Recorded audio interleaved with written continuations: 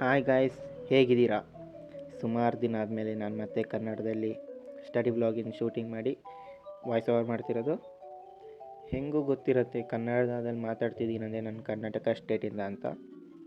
ಮತ್ತು ನಾನು 12th ಗ್ರೇಡರು. ನಾನು ಶಿವಮೊಗ್ಗ ಡಿಸ್ಟಿಕ್ಕಿಂದ ಬಂದಿದ್ದು ವಿಡಿಯೋ ಮಾಡ್ತಿರೋದು. ಶಿವಮೊಗ್ಗ ಡಿಸ್ಟಿಕ್ ಸಾಗರ್ ತಾಲೂಕು. ನಾನು ಕಾಮರ್ಸ್ ಸ್ಟೂಡೆಂಟ್, ಗೊತ್ತಿರೋ ಹಾಗೆ. ಇವತ್ತು ನಾನು ಈ ವಿಡಿಯೋದಲ್ಲಿ ಸ್ವಲ್ಪ ಟೆಕ್ನಿಕ್ಸು ಮತ್ತು ಟಿಪ್ಸ್ ಕೊಡ್ತೀನಿ. ಹೇಗೆ ಓದಬೇಕು, ಯಾವ್ಯಾವ ಸಬ್ಜೆಕ್ಟು ಎಷ್ಟೆಷ್ಟು ಅವರ್ ಓದಬೇಕು, ಮತ್ತು ನಾನು ಎಷ್ಟೆಷ್ಟು ಅವರ್ ಓದ್ತೀನಿ ಅಂತ, ಮತ್ತು ಯಾವ್ಯಾವ ಸಬ್ಜೆಕ್ಟ್ ಹೆಂಗೆ ಓದಬೇಕು, ಯಾವ ಥರ ಪ್ರಾಕ್ಟೀಸ್ ಮಾಡಬೇಕು, ಮಾಡೆಲ್ ಪೇಪರ್ ಎಲ್ಲಿಂದ ಡೌನ್ಲೋಡ್ ಮಾಡೋದು ಅಂತ ಹೇಳ್ತೀನಿ. ಮತ್ತು ಮಾಡೆಲ್ ಪೇಪರ್ ಮಾಡಬೇಕಾ ಮಾಡಬಾರ್ದು ಅಂತಲೂ ಹೇಳ್ತೀನಿ. ಸ್ಟಾರ್ಟ್ ಮಾಡೋಣ.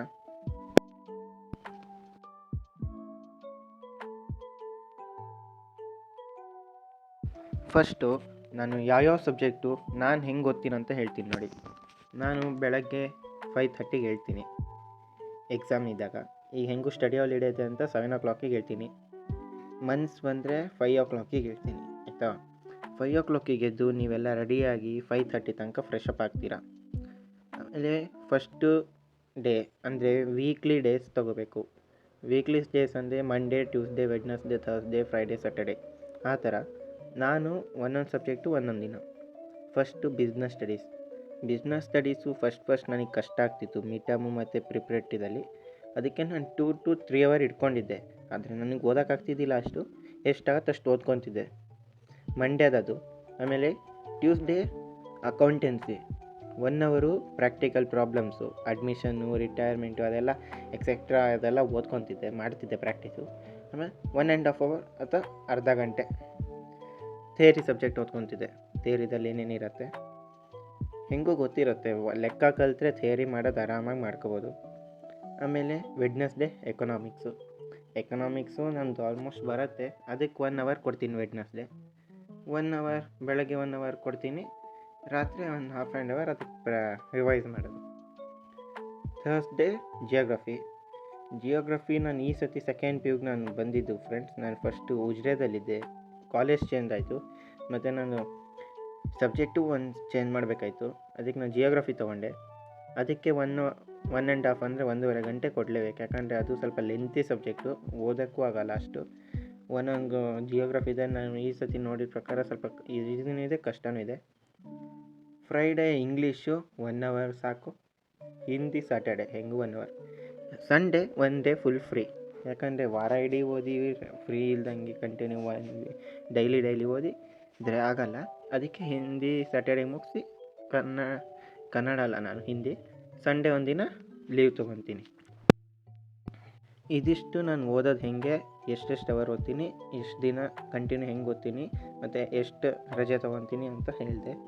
ಈಗ ನೆಕ್ಸ್ಟು ಹೆಂಗೆ ಓದಬೇಕು, ಯಾವ್ಯಾವ ಸಬ್ಜೆಕ್ಟಿಂದ ಇಂಪಾರ್ಟೆಂಟ್ ಕ್ವಶನ್ಸ್ ಇರುತ್ತೆ, ಯಾವ್ಯಾವ ಸಬ್ಜೆಕ್ಟಿಂದ ಯಾವ್ಯಾವ ಥರ ಓದಬೇಕು ಅಂತ ಹೇಳ್ತೀನಿ. Next tips.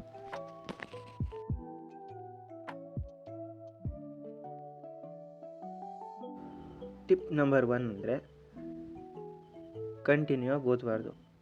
15 minutes ಓದಬೇಕು, 5 minutes ರಿಲ್ಯಾಕ್ಸೇಷನ್ ತೊಗೋಬೇಕು. 15 minutesಲ್ಲಿ ಏನು ಓದ್ತೀರಾ ಅಂತ ಅಲ್ಲ, ಯಾವ ಥರ ಓದ್ತೀರಾ, ಯಾವ ಥರ ಅರ್ಥ ಮಾಡ್ಕೊತೀರಾ, ಎಷ್ಟು 15 minutesಲ್ಲಿ ನಿಮಗೆ ಕ್ಯಾಪೇಬಲ್ ಇದೆ, ಎಷ್ಟು ಓದೋಕ್ಕಾಗತ್ತೆ ಅಂತ. ಈಗ ಎಕ್ಸಾಂಪಲ್ ಅಕೌಂಟೆನ್ಸಿ ತೊಗೊಳ್ಳಿ. 15 minutesಲ್ಲಿ ಒಂದು ಅಡ್ಮಿಷನ್ ಲೆಕ್ಕ ನಾನು ಫಸ್ಟ್ ಮಾಡ್ತಿದ್ದೆ, ಫಸ್ಟಿಗೆ. ಈಗ ಅದನ್ನೇ ಒಂದು 5 minutesಲ್ಲಿ ಮಾಡ್ಬೋದು ಅರ್ಥ ಆದರೆ, ಇಲ್ಲ 10 minutes. 5 minutes ನಮಗೆ ಉಳಿತಾಯ ಆಗುತ್ತಲ್ವ. ಹಾಗೆ ಎಕನಾಮಿಕ್ಸಲ್ಲೂ ಅಷ್ಟೇ. ನ್ಯಾಷನಲ್ ಇನ್ಕಮ್ ಪಾಠದಲ್ಲಿ ಪ್ರಾಬ್ಲಮ್ಸ್ ಬರುತ್ತೆ, ಬ್ಯಾಂಕಿಂಗ್ ಬರುತ್ತೆ, ಮನಿ ಆ್ಯಂಡ್ ಬ್ಯಾಂಕಿಂಗಲ್ಲಿ. ಆಮೇಲೆ ಇನ್ನೊಂದು ಗೌರ್ಮೆಂಟ್ ಬಜೆಟಲ್ಲಿ ಬಂದರೆ ಬರ್ಬೋದು, ಇಲ್ಲಾಂದರೆ ಇಲ್ಲಾಂದರೆ ಇನ್ವೆಸ್ಟ್ಮೆಂಟ್ ಅಂತ ಪಾಠ ಇದೆಯಲ್ಲ, ಅದರಲ್ಲಿ ಪಕ್ಕಾ ಬಂದೇ ಬರುತ್ತೆ. ಅದ್ರಲ್ಲಿ ಒಂದು ಪ್ರಾಬ್ಲಮ್ ಅದು ಬಂದೇ ಬರುತ್ತೆ. ಯಾಕಂದರೆ ಈ ಸತಿ ಪ್ರಿಪ್ರೇಟರಿದಲ್ಲಿ 4 marksಗೆ 1 ಬಂದಿತ್ತು, 1 marksಗೆ ಬಂದಿತ್ತು, 6 marksಗೆ ಅದು ಬಂದಿದ್ದಿಲ್ಲ, 4 marksಗೆ 2 ಪ್ರಾಬ್ಲಮ್ ಬಂದಿತ್ತು. ನಂದು ಹೇಳಬೇಕಂದ್ರೆ ಎಕನಾಮಿಕ್ಸ್ ಈ ಸತಿ 75 ಬಂದಿದೆ ಫ್ರೆಂಡ್ಸ್, ಎಕನಾಮಿಕ್ಸು. ಆಮೇಲೆ ಬಿಸ್ನೆಸ್ ಹೆಂಗೆ ಓದಬೇಕಂದ್ರೆ ಇಂಪಾರ್ಟೆಂಟ್ ಕ್ವಶನ್ಸ್ ಜಾಸ್ತಿ ಫೋಕಸ್ ಮಾಡಬೇಕಾಗಿರೋದು. 2 marks 8 marks, ಅದು 2 4 marks. 3ರಿಂದ 9 ಪಾಠ ಓದಿರೋ ಸಾಕು ನೀವು ಬಿಸ್ನೆಸ್ಸಲ್ಲಿ. 9 ಪಾಠ ಓದಿದ್ರು ಆರಾಮ್ ಸ್ಕೋರ್ ಮಾಡ್ಬೋದು, 70+ 80ಗೆ. ಅದನ್ನೇ ನೀವು ಪಕ್ಕಾ ಮಾಡ್ಕೋಬೇಕು. 9 ಚಾಪ್ಟರ್ಸು ಯಾವುದಾದಂದರೆ first nature and significance of management, principles of management, business environment, ಇದು 3 ಪಕ್ಕಾ ಆಗಿದೆ. ಆಮೇಲೆ POSDC planning organizing staffing directing controlling, ಈ 3 ಕಲಿತು ಫೈನಾನ್ಷಿಯಲ್ ಮ್ಯಾನೇಜ್ಮೆಂಟ್ ಇರುತ್ತೆ. ಆಮೇಲೆ ಕಂಟ್ರೋಲಿಂಗ್ ಹೆಂಗೋ ಇರುತ್ತೆ, ಫೈನಾನ್ಷಿಯಲ್ ಮ್ಯಾನೇಜ್ಮೆಂಟ್ ಇರುತ್ತೆ. ಅದಷ್ಟು ಓದ್ಕೊಂಡ್ರು. ಆಮೇಲೆ ಮೇನ್ ಇಂಪಾರ್ಟೆಂಟ್ ಪಾಠ ಅಂದರೆ ಕನ್ಸ್ಯೂಮರ್ ಪ್ರೊಟೆಕ್ಷನ್. ಆ ಕನ್ಸ್ಯೂಮರ್ ಪ್ರೊಟೆಕ್ಷನ್ ಪಾಠ ಅಂದರೆ ಅದರಿಂದ ಬರೋದೇ 2 ಕ್ವಶನು. ಯಾವುದಾದಂದರೆ ಹೇಳ್ತೀನಿ. ಒಂದು ರೈಟ್ಸ್ ಆಫ್ ದಿ ಕನ್ಸ್ಯೂಮರು, ಒಂದು redressals of the consumer and reliefs of the consumer. ಇದು 3 ಬಂದದ್ದು ನಾನು ಓದ್ಕೊಂಡಿರೋದು. ಇದಿಷ್ಟು ಯಾವ ಥರ ಓದ್ಕೋಬೇಕು ಈ ಸಬ್ಜೆಕ್ಟಿಗೆ. ಹಿಂದಿ ಮತ್ತು ಇಂಗ್ಲೀಷ್ ಲ್ಯಾಂಗ್ವೇಜೆಲ್ಲ ನೀವು ಯೂಟ್ಯೂಬಲ್ಲಿ ಸಮ್ಮರಿ ಹೊಡೆದು ಸಿಗುತ್ತೆ, ಅದನ್ನು ಓದ್ಕೊಂಡ್ರೂ ಆಗುತ್ತೆ. ಈಗ ಪೇಪರ್ ಸಾಲ್ವ್ ಮಾಡಬೇಕಾ ಮಾಡಬಾರ್ದು ಅಂತ ನಿಮ್ಮ ಪ್ರಶ್ನೆ ಇರುತ್ತೆ. ನೋಡಿ ಫ್ರೆಂಡ್ಸ್, ಅದು ಮಾಡೆಲ್ ಪೇಪರ್ ಮೇಲೆ ಡಿಪೆಂಡ್ ಆಗಿರುತ್ತೆ. ಈ ಸತಿ ಬೇಗ ಮಾಡೆಲ್ ಪೇಪರ್ ಬಿಟ್ಬಿಟ್ಟಿದ್ರು, ಅದು ಲೆಸನ್ಸ್ ಕಂಪ್ಲೀಟ್ ಆಗಿಲ್ದಿದ್ದ ಕಾರಣ ನಮಗೆ ಸ್ವಲ್ಪ ಹಿಂಸೆ ಆಗಿತ್ತು. ಈಗ ಮಾಡೆಲ್ ಪೇಪರ್ ಬೇಕಿದ್ರೆ ನೀವು ಸಾಲ್ವ್ ಮಾಡಿ. ನಾನು ಹೇಳ್ತೀನಲ್ಲ, ಮಾಡೆಲ್ ಪೇಪರ್ ನೀವು ಸಾಲ್ವ್ ಮಾಡಿ, ಅಥವಾ ಸಾಲ್ವ್ ಮಾಡೋದನ್ನು ಯೂಟ್ಯೂಬಲ್ಲಿ ಬಿಡ್ತಾರೆ. ಭವ್ಯ ಕಾಮರ್ಸ್ ಚಾನಲು, ಪಲ್ಲವಿ ಅವ್ರದ್ದು ಲಿಂಕ್ ನಾನು ಕೊಟ್ಟಿರ್ತೀನಿ ಡಿಸ್ಕ್ರಿಪ್ಷನ್ಗೆ, ಅವ್ರ ಚಾನಲಿಗೂ ನೋಡಿ ಆಯಿತಾ. ಇದನ್ನು ಈ ಥರ ಓದ್ಕೊಂಡ್ರೆ ಸಾಕು. ಮಾಡೆಲ್ ಪೇಪರ್ ನೀವು ಮಾಡಲೇಬೇಕಂತ ಇಲ್ಲ, ಯೂಟ್ಯೂಬಲ್ಲಿ ಅವ್ರು ಬಿಡ್ತಾ ಇರ್ತಾರೆ ವೀಡಿಯೋಸು, ಅವ್ರನ್ನ ನೋಡ್ಕೊಳ್ಳಿ. ಇದು ಪ್ರಮೋಷನ್ ಅಂತ ಅಲ್ಲ, ನಾನು ಅವ್ರ ಚಾನಲಿಂದನೇ ಜಾಸ್ತಿ ನೋಡ್ಕೊಳ್ಳೋದು. ಯಾಕಂದ್ರೆ ಮಾಡೆಲ್ ಪೇಪರ್ ಎಲ್ಲ ಅವ್ರದ್ರಲ್ಲೇ ನೋಡಿದ್ದು. ಬಿಸ್ನೆಸ್ ಕ್ವಶನ್ಸು, ಇಂಗ್ಲೀಷ್ ನಾನು ಮಾಡೆಲ್ ಪೇಪರ್ ನೋಡಿದ್ದಿಲ್ಲ ಅಂದಿದ್ರೆ ಇಂಗ್ಲೀಷ್ ನಾನು ಚೆನ್ನಾಗೇ ಆಗ್ತಿದ್ದಿಲ್ಲ ಪೇಪರ್, ನಿಜ ಹೇಳ್ತೀನಿ. ಗ್ರಾಮರೆಲ್ಲ ಅವ್ರು ಮಾಡೆಲ್ ಪೇಪರ್ ಬಿಟ್ಟಿದ್ದರಿಂದನೇ, ನಾನು ನೋಡಿದ್ದರಿಂದನೇ ಬಂದಿದ್ದು. ನೆಕ್ಸ್ಟು ಯಾವ ಥರ ಓದ್ಕೋಬೇಕು ಅಂತ ಹೇಳಿದೆ, ಮಾಡೆಲ್ ಪೇಪರ್ ಬೇಕಾ ಬೇಡ ಅಂತ ಹೇಳಿದೆ. ಈಗ ಪ್ರೀವಿಯಸ್ ಇಯರ್ ಕ್ವಶನ್ ಮಾಡಬೇಕಾ ಮಾಡಬಾರ್ದು ಅಂತ ಹೇಳ್ತೀನಿ. ಫ್ರೆಂಡ್ಸ್, ನೀವೇನಾದರೂ ಪ್ರೀವಿಯಸ್ ಇಯರ್ ಕ್ವಶನ್ ಪೇಪರ್ ಮಾಡಬೇಕಂದ್ರೆ 1 2 3 ಇಯರ್ಸ್ ಸಾಕಾಗಲ್ಲ. 1 2 3 4 5 ಇಯರ್ಸಿಂದ ಬೇಕಾಗತ್ತೆ. ಯಾಕಂದರೆ 5 ಇಯರ್ಸಿಂದ ಇರೋದ್ರಿಂದ ಈಗ ಈ ವರ್ಷ ಮಾಡಿದ್ದು ಮುಂದಿನ ವರ್ಷಕ್ಕೆ ಹೆಲ್ಪ್ ಆಗುತ್ತೆ ಅವರಿಗೆ, ಮುಂದಿನ ವರ್ಷ ಮಾಡಿದ್ದು ಆಚೆ ಮುಂದಿನ ವರ್ಷ, ಹಾಗೆ ಕಂಟಿನ್ಯೂ ಆಗಿ ನಿಮಗೆ ಹೆಲ್ಪ್ ಆಗಬೇಕಂದ್ರೆ ಪ್ರೀವಿಯಸ್ 5 ಇಯರ್ಸಿನ ಮಾಡೆಲ್ ಪೇಪರ್ ನಿಮಗೆ ಬೇಕು. ಯೂಸ್ ಮಾಡಿದರೆ ಮಾಡೆಲ್ ಪೇಪರು ಮತ್ತು question papers final paper use ಮಾಡಿದರೆ ನಿಮಗೆ ಈಸಿ ಆಗುತ್ತೆ. ನನ್ನ ಹತ್ರ PDF ಇದೆ, ಅದೇ ಡಿಸ್ಕ್ರಿಪ್ಷನಲ್ಲಿ ಹೆಂಗೆ ಹಾಕೋದಂತ ಗೊತ್ತಿಲ್ಲ. ಹೇಳಿದ್ನಲ್ಲ ಫ್ರೆಂಡ್ಸ್, ನಿಮಗೆ ನಾನು ಮಾಡೆಲ್ ಪೇಪರ್ ಸಾಲ್ವ್ ಮಾಡೋಕ್ಕೆ ನಿಮಗೆ ಇಷ್ಟ ಇಲ್ಲ ಅಂದರೆ ಮಾಡೆಲ್ ಪೇಪರ್ ಸಾಲ್ವ್ ಮಾಡೋದು ನೋಡ್ಕೊಂಡು ನೀವು ಓದ್ಕೋಬೋದು. ಹೇಳಿದ್ನಲ್ಲ, ಭವ್ಯ ಕಾಮರ್ಸ್ ಚಾನಲ್ ಮತ್ತು ಪಲ್ಲವಿ ಟ್ಯುಟೋರಿಯಲ್, ಇದನ್ನು ಪ್ರಮೋಷನ್ ಹೇಳ್ತಿಲ್ಲ, ನಾನು ಯೂಸ್ ಅದೇ ಮಾಡಿದ್ದು. ನಾನು ಪ್ರಿಪ್ರೇಟ್ರಿ ಇಂಗ್ಲೀಷಿಗೆ ಅದೇ ಯೂಸ್ ಮಾಡಿದ್ದು. ನಾನು ನಿಮಗೆ ಸಜೆಸ್ಟ್ ಮಾಡ್ತಿದ್ದೀನಿ. ನಾನು ಹೇಳ್ಬೇಕಂದ್ರೆ ನಂಗೆ ಸ್ವಲ್ಪ ಜಿಯೋಗ್ರಫಿ ಕಷ್ಟನೇ, ನಾನು ಒಪ್ಕೊತೀನಿ. ಆದರೆ ನಾನು ಅದನ್ನು ಬಿಟ್ಕೊಡಲ್ಲ. ಎಬೋವ್ 85 ನಾನು ಅದು ಮಾಡೇ ಮಾಡ್ತೀನಿ ಅಂತ ಕಾನ್ಫಿಡೆನ್ಸ್ ಇದೆ.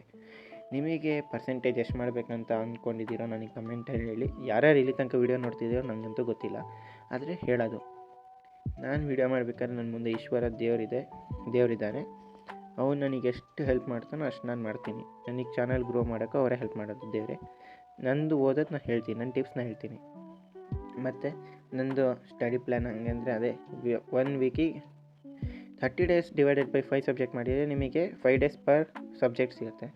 6 ಸಬ್ಜೆಕ್ಟು ನೀವು 5 ಡೇಸಲ್ಲಿ 5 ವೀಕ್ಸ್ ಅಲ್ಲ, 1 ಸಬ್ಜೆಕ್ಟಿಗೆ 5 ಡೇಸ್ ಅಂದರೆ 6 ಸಬ್ಜೆಕ್ಟಿಗೆ 30 ಡೇಸ್ ಕರೆಕ್ಟಾಗಿ ಕಂಪ್ಲೀಟ್ ಆಗೋಗುತ್ತೆ. ನನಗೆ ಹೆಂಗೂ March 3 ಎಕ್ಸಾಮು, ನನಗೆ ಕರೆಕ್ಟ್ ಆಗುತ್ತೆ. ನಿಮಗೂ ಹಂಗೆ ಹೇಳ್ತಿದ್ದೀನಿ, 1 ಸಬ್ಜೆಕ್ಟಿಗೆ 5 ಡೇಸ್ ಕೊಡಿ, 6 ಸಬ್ಜೆಕ್ಟಿಗೆ ಕರೆಕ್ಟ್ 30 ಡೇಸ್ ಆಗುತ್ತೆ.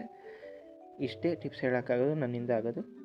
ಇಲ್ಲಿ ತನಕ ನೋಡಿದ್ದಕ್ಕೆ ಥ್ಯಾಂಕ್ಸ್. ಲೈಕ್ ಮಾಡಿ, ಸಬ್ಸ್ಕ್ರೈಬ್ ಮಾಡಿ, ಶೇರ್ ಮಾಡಿ. Thank you for watching.